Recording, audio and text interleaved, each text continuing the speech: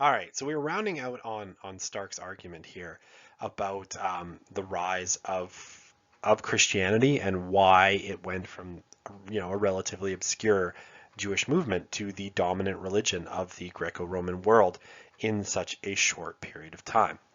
Okay, so the last kind of big thing that I want to talk about in terms of the book, which I do think is really interesting, is the martyrs.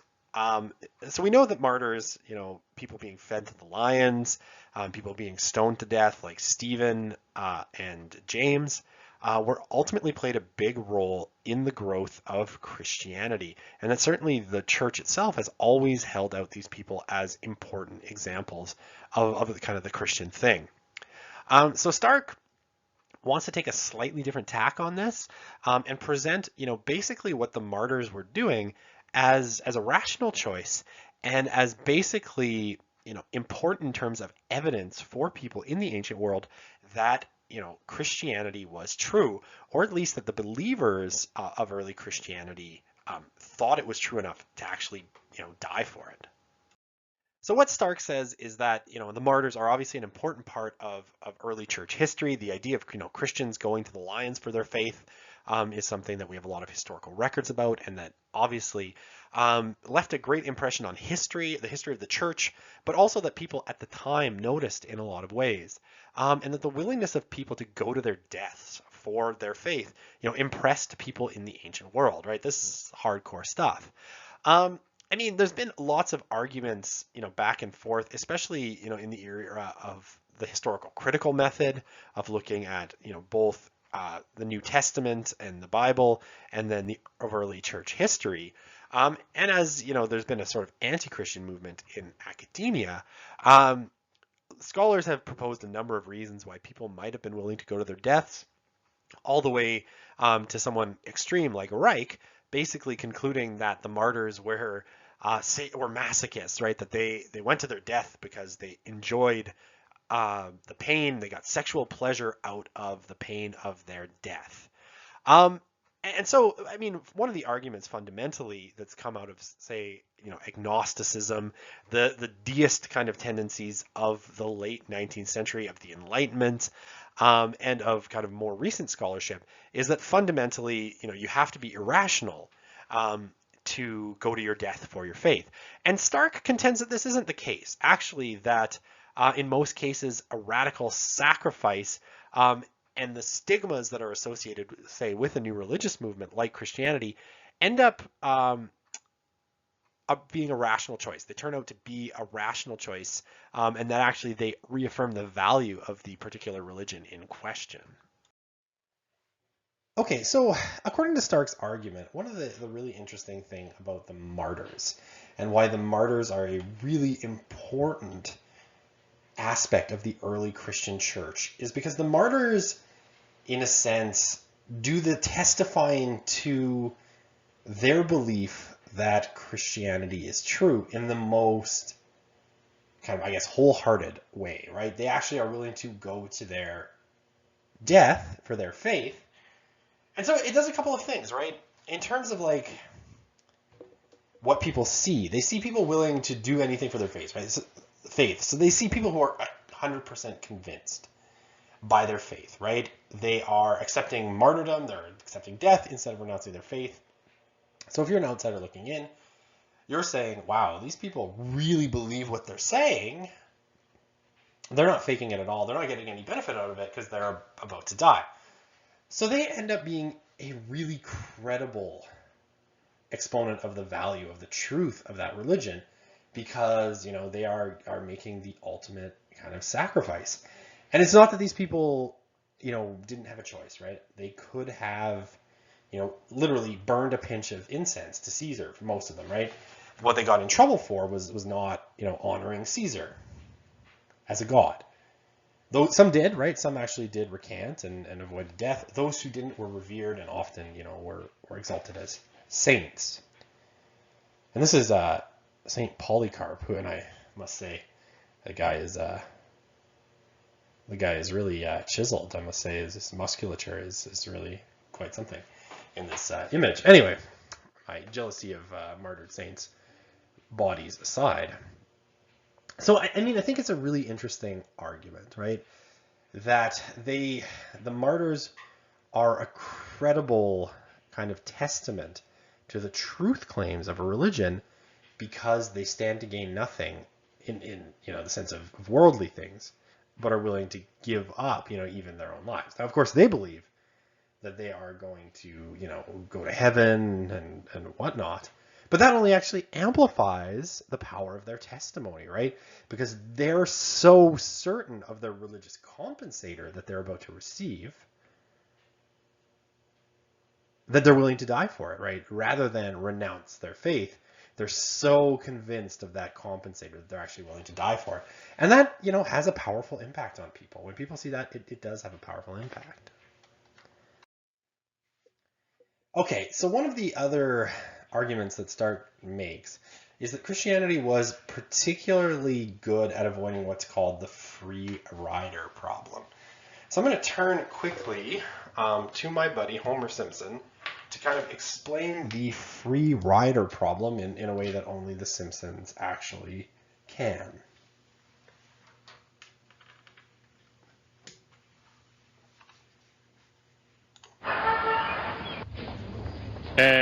What do you mean by suggested donation? Pay any amount you wish, sir. And what if I wish to pay zero? Well, it's up to you. Ooh, so it's up to me, is it? Yes. I see. And you think that people are going to pay you $4.50 even though they don't have to? Just out of the goodness of their... Well, anything you say. Good luck, lady. You're going to need it. Mr. Bergstrom! Hi, Lisa. Hey, you don't have to pay. Read the sign. And this must be your father. Poor Lisa. Okay, so what we see out of Homer Simpson here is that Homer is a classic free rider, right? He is willing to get the benefit of an organization, the museum in this case, but doesn't want to front the cost. And any organization, basically, where you have collective action, you always see potential exploitation by free riders, right? People who want the benefits, but don't want to be subject to the cost. And Stark discusses this actually in the context of a religious cult called the Moonies that set up shop on the west coast of the US in the 1980s. I'm sorry, actually the 1960s, when Stark and Laughlin actually were hanging out with them. John Laughlin. And, so some people were not altogether interested in hanging out with the Moonies, right, in terms of adopting their religion. But one of the things that the Moonies were open to was kind of free love, like free sexual expression with members.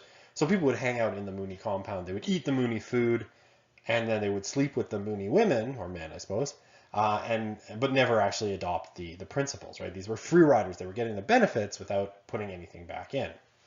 So how does Christianity avoid this? Well, early Christianity avoids this by demanding a whole lot out of its members. Equally, right? So everyone is supposed to give 10% of their income to the church, and they need a commitment to caring for the poor and the sick and the widows, right? There is a social component, and if you don't meet it, you are ostracized from the community. All right, the other thing that kind of saved Christianity from the free rider problem, and I mean, what can happen with free riders is if there's too many of them, it can actually devastate your organization or your religion or whatever it is, right? Because there are a lot of people taking out who are getting benefits but not putting anything in, right? So if everybody goes to the Natural History Museum and no one ever pays, well, the thing's going to go under pretty quickly. Right, so Christianity in ancient Rome is subject to stigmas, right? It's seen as a socially deviant activity.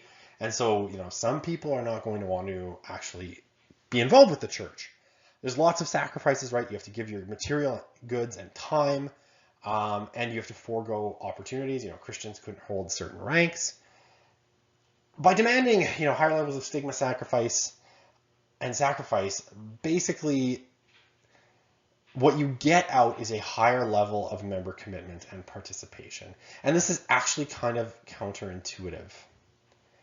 But religions that demand more tend to be valued more by their members, and they tend to get more out of their members as well. Strict religions, we talked about strictness theory earlier in the course. Strict religions tend to have more buy-in from their members. Okay. Now, because there is stigma and sacrifice, There's also much greater material gain, social and religious benefit for the members, right? Less free riders means more resources for everybody who remains in the religion. So what Stark concludes is membership in a so-called expensive religion, in a lot of cases, is actually quite a good bargain for the people in it. And that's what do you think happened with Christianity? Kept all the free riders, or not all, but many of the free riders out, while providing a lot of benefit for those who were in. Okay, so one of the problems that typically dogs new religious movements, and at this point in its history, Christianity would have been considered a new religious movement by modern standards, is that what often happens is the original converts often get discouraged when the claims made by a religious leader or the religious group don't come to pass, right? So the early Christians believed that Jesus would return in their lifetime, right? And there's good reasons, I think, from the kind of words of Jesus himself that they might have believed this. So the early Christians believed that Jesus would return. As they start to die, right, if they get old or they become martyred, this becomes a bit of a theological problem. What you tend to get is, about 30 to 40 years after, making converts, original members get discouraged, they leave, and then other people leave as well. And you certainly saw this with Mormonism, right? About 3 decades after Joseph Smith died, you do start to see people getting discouraged with the religion, and a lot of the original members actually did leave. Now, enough stayed that Mormonism became an active and growing concern. But, people did leave, and people, often repudiated their belief in Mormonism. Okay, so what prevents this from happening in the case of Christianity? Okay, so Stark points to the fact that the persecutions, particularly in Jerusalem and under Nero, probably cost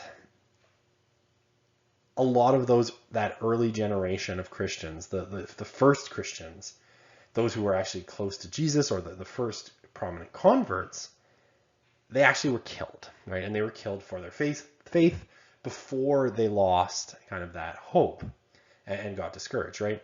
So James, James, the brother of Jesus, who was the leader of the church in Jerusalem, kind of between Roman administrators, is hauled out by the Jewish authorities and stoned outside of Jerusalem.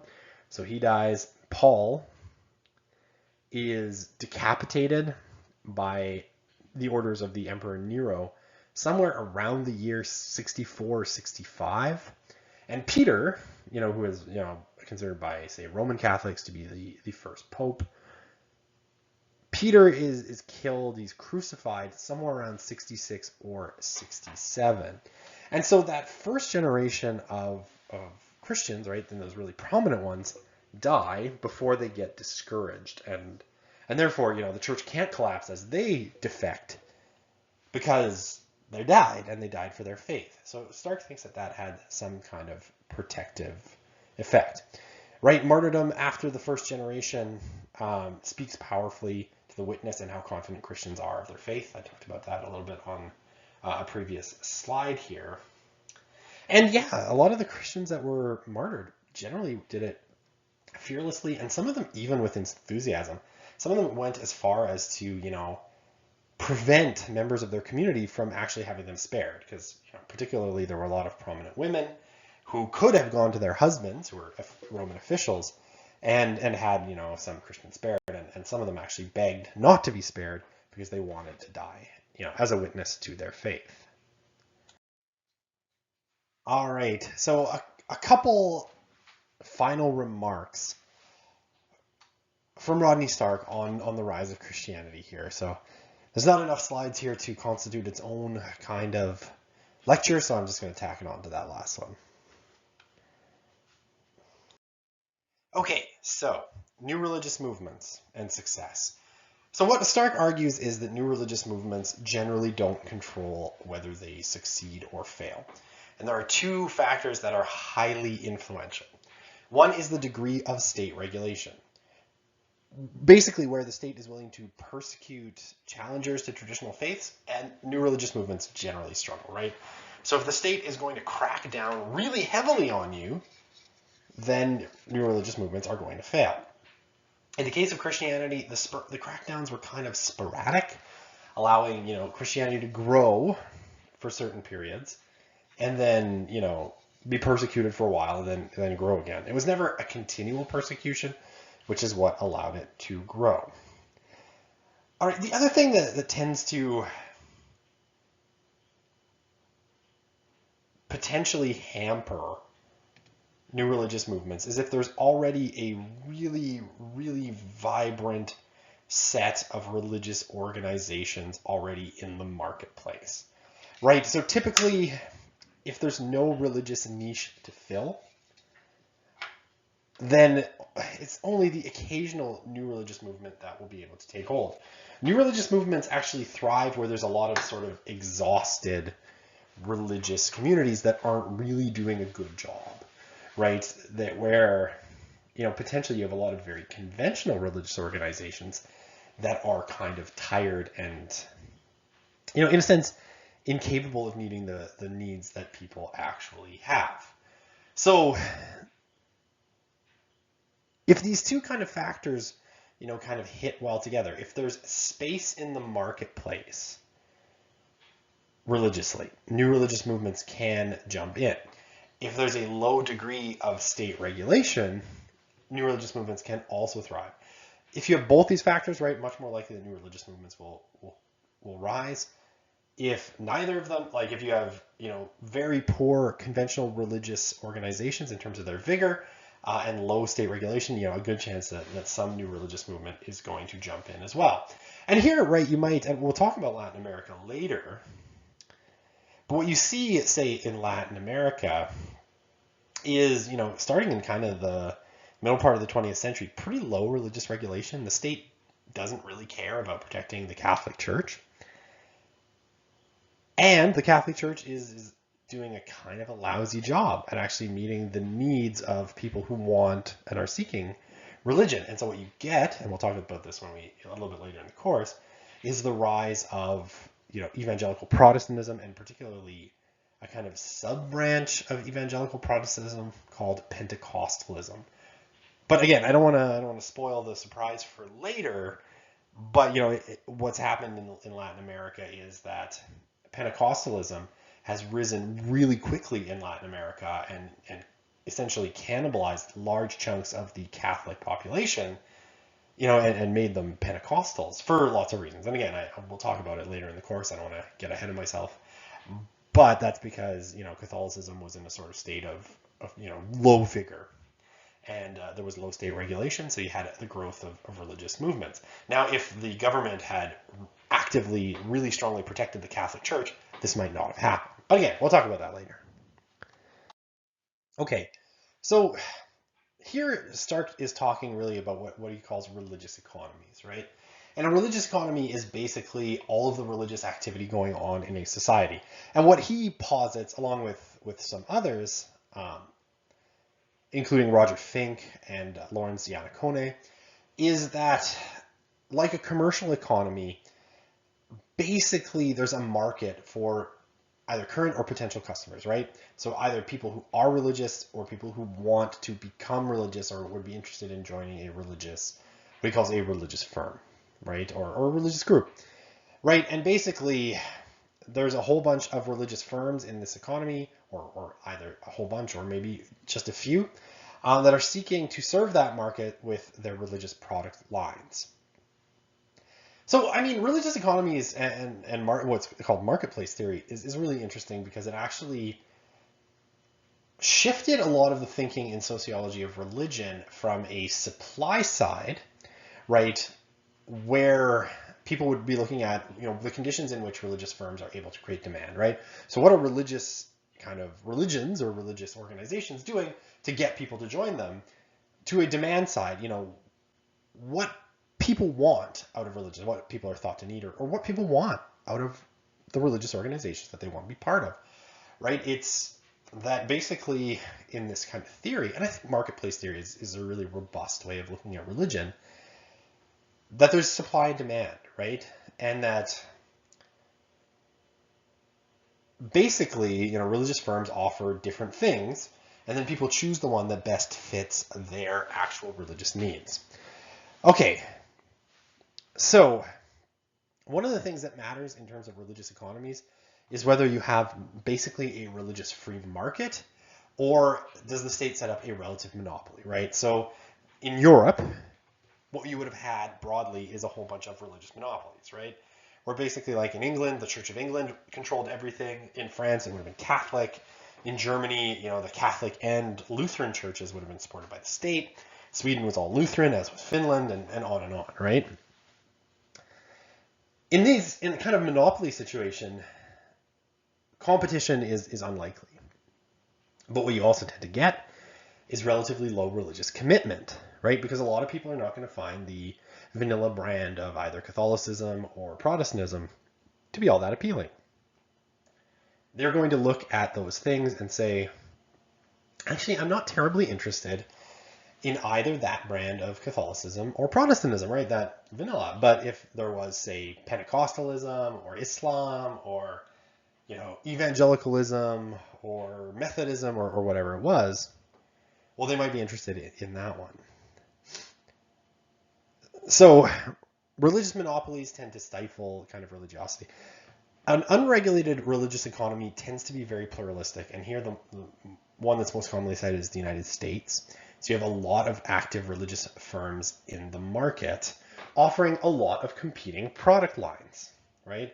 So if you go, Canada or the US, if you go down the street, you're going to find an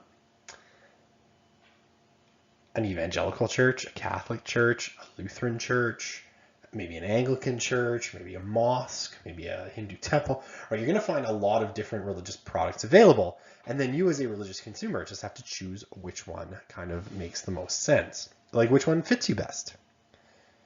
Pluralism tends to in a sense, monopolies and pluralism both tend to inhibit the formation of new religious firms, right? Or make it hard for them to get market share, right? If you have obviously a market that's set up as a monopoly, it's going to be hard to establish a new religious firm. And this is the case even today in Germany, right? Setting up an evangelical church is actually hard to get tax status in Germany in a lot of cases.